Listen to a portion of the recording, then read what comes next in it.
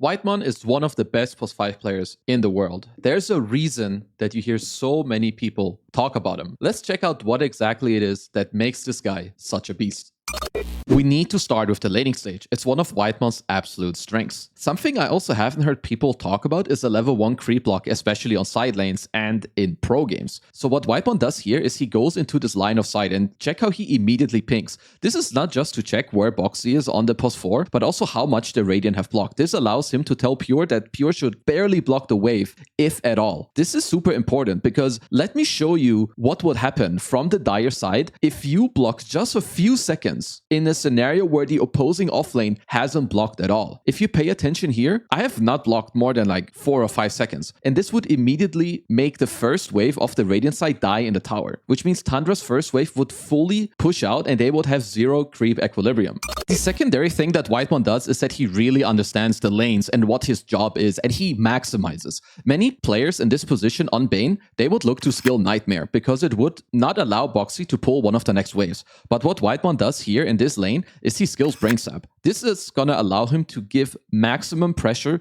and maximum damage to the Radiant side. Now the important thing is that he still needs to find a way to nullify this creep pull from Boxy. So he attacks them as much as possible, uses Brain Sap, and he doesn't actually need Nightmare to stop Boxy from this play. He can just go and grab the second Radiant wave and now connect it to the Dire side. Whitemon also has a pattern when it comes to trying to unblock the easy camp. Most of the time the enemy +4, they will block this camp with a sentry. Whitemon looks to always go to unblock this camp as close to the minute mark as possible. He drops his sentry here at 54, which gives him enough time to deward this. He gets to cast Nightmare onto Boxy, he has no more time to react, and they get their easy camp spawned.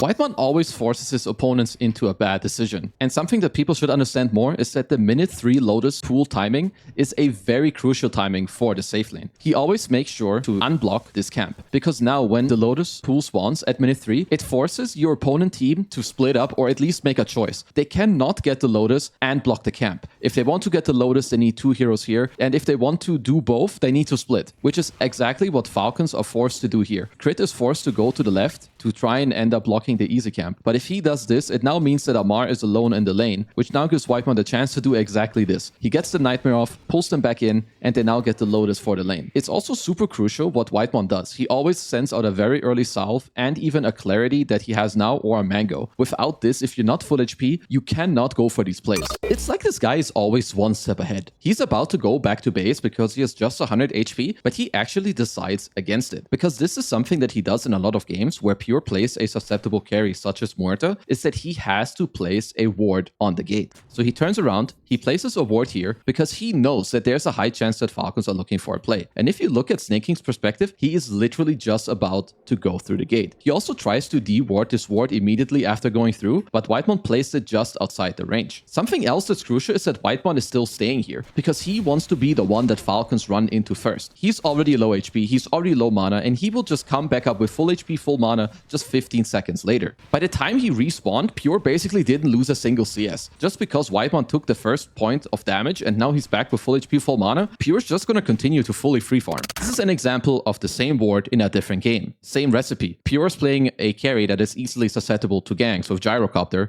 and Team Spirit actually have Enchantress, a hero that loves to go through the gate. He wants to play into the mid lane because they have a Siege Wave still, and on top of that they have a DK versus Puck matchup. He also dewards the left side of the lane to make sure that Nisha doesn't see him. Just shortly after, his lane ward actually spots Tofu, which just makes it super easy for Pure to dodge this gank. Because Whitemon is playing Bane, he has increased night vision, and look at the pathing he's taking. Because of this, he actually catches Nisha behind the tower, which now just makes it so simple for his team. They get a kill on the enemy mid laner, they now kill the enemy mid tier 1 tower, and at the same time his lane ward just fully saved Pure as well.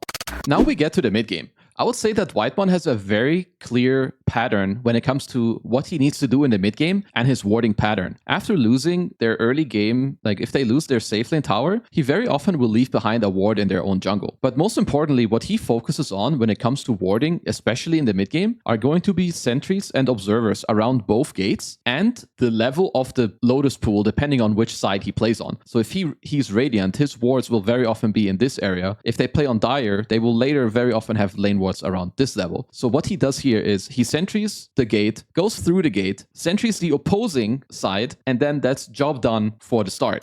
10 minutes later, he places a sentry on the gate. They already placed one lane ward here on this side. He goes through the gate, he sentries it again, and the observer ward he places will be around the gate area once again. These areas are very crucial to, one, fight the opposing team when it comes to like the next tormentor, but overall also this is where people generally move. You need to have gate access in the mid game to maneuver around the map. So this is what they value very, very highly. Here, for instance, you have Whitemon playing the dire side, where what I mentioned earlier, within the mid game, what he values very highly are these lane wards around the Lotus Pool level. First of all, it sees this, so if this respawns, but it also sees people run through the lane, and it's going to see people that walk towards the gate. Another thing that makes Whitemon's mid game so damn strong is his awareness. This is his player perspective. If we look around, check at how much information he's gathering around the map. He sees that Batrider is quite safe down bottom, and he clicks all the heroes in the mid lane. He now spots here that Zayats on Pudge just swapped in his smoke. He also saw them push out the mid wave really quickly. Look at his positioning. He pings out here and he's telling his team, yo, there's smoke. Sure, they're maybe not going to the area that he's protecting, but very often this guy gives his team like incredible information, and he always makes sure that he's playing in between at least one or two of his cores to protect them from an incoming enemy smoke gank.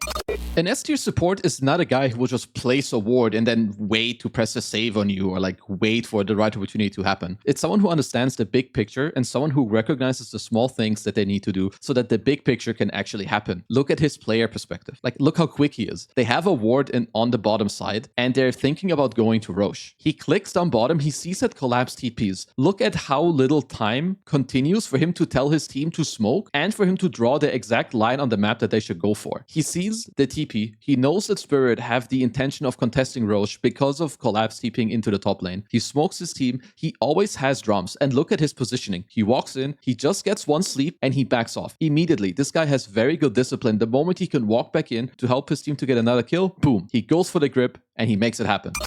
Whitemon is also just very, very clutch when it comes to his gameplay. Something else I saw is that he really values the Cobalt Cup plus drums combo. It's actually a 23% movement speed increase to you and everyone else as long as they're around you when you press the two items. Because if you look here, I thought this is quite cool. While they're smoked up, he gives the Cobalt Cup and the drums to his team. But he doesn't walk with his team. He knows that they're enough to kill crit. He actually goes on the right side here, which now gives them another bonus kill onto snaking. At this point, they were down 8,000 gold. But now after getting these two kills, they actually bring the game back, not to even, but it goes from an 8k lead down to 6k, and there's no way in hell that Tundra should ever be getting Roche. The bigger thing about all of this is that they actually take the Aegis away from Team Falcons here.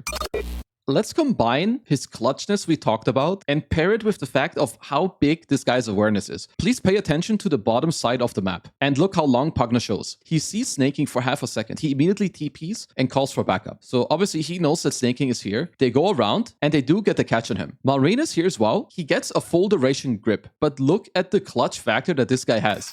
He sleeps himself the moment that both Malrine and Pugna use all their spells on him. He gets to live with the Brain Sap Lotus. He drums in Cobalt's Cup his entire team, and they're gonna get a secondary kill. All of these things are only set up because this guy is a crazy good support player.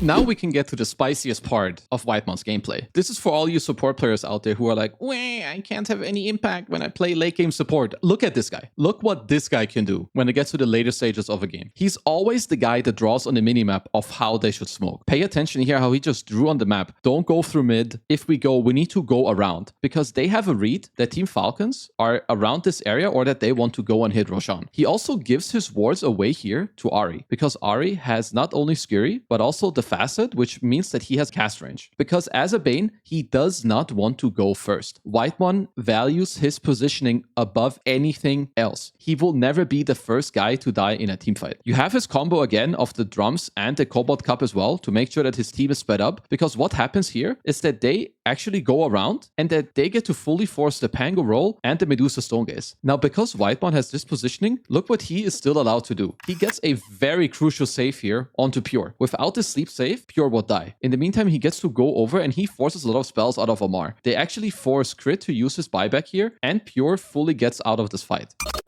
Whitemon just has giga good reads and crazy positioning. Like, he has very, very few feeds, even in incredibly hard games. As you can see here, BZM just respawned and Falcons still have the Aegis on Skeeter. What he does here is he takes the Wisdom Shrine and he places an Observer and Sentry to protect the area. Just 1 second after, it spots snaking. He sees him walk over with an Observer Sentry and he starts nightmaring him. So he's the one that's actually starting this fight for his team. He forces Amar to go quite deep, who blinks into the tree lines here, and his team is allowed to spot Malrine. Malrine also blinks in. So he now forced basically 3 to 4 heroes to put their full attention to him. And in the meantime, his team now gets to jump on Malrine and they get to kill him. This is all because of his positioning and his read. And this is while the enemy team has an Aegis and they have the advantage in the game as well. He's also always at the right place at the right time. Because in this clip right here, Pure actually has a Divine Rapier. If he dies, they're very likely to lose this game. So he needs to find the correct timing. And before Malrine gets to bounce on him again, and before they get to hit him down in the Bloodthorn, he gets a very crucial sleep save here onto Pure.